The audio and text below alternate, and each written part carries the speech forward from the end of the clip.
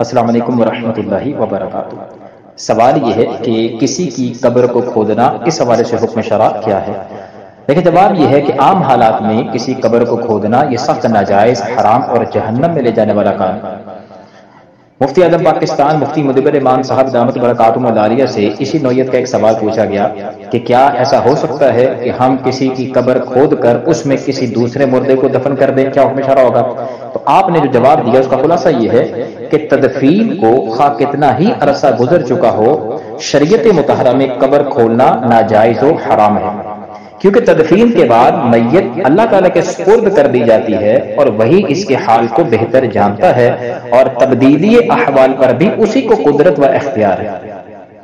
فتویٰ اسی پر ہے کہ میت کو دفن کرنے کے بعد پھر قبر کو کھودنا جائز نہیں ہے۔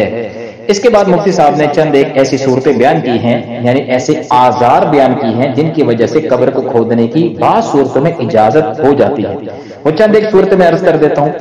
جیسے فرمایا کہ البتہ کسی کو غصب شدہ زمین میں دفن کیا گیا، یعنی کہ میت کو ایسی جگہ دفن کر دیا گیا جو کسی کی اور کی زمین تھی، غیر کی زمین میں اس کی اجازت دیے بغیر اس کو دفن کر دیا گیا، یا ان لوگوں نے کوئی زمین کسی کی غصب کر رکھی تھی اور اس میں دفن کر دیا گیا حالانکہ زمین ان کی نہیں ہے۔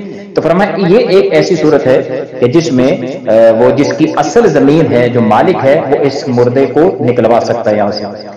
اور دوسرا یہ فرمایا کہ یا اس صورت میں کہ دفن کے وقت کسی کا مال قبر میں گر پڑا ہو، تو اب چونکہ یہاں کسی مسلمان کا مال ہے اور اس مال کو ضائع ہونے سے بچانا ہے، اس وجہ سے بھی باہر قبر کو کھودنے کی اس صورت میں اجازت ہے۔ اور ایک اور صورت مفتی صاحب نے ارشاد فرمائی، یا قانونی تقاضے پورا کرنے کے لیے کسی لاش کا پوسٹ مارٹم کرنا ہے، تو ایسی صورت میں قبر کھودنے کی اجازت ہے۔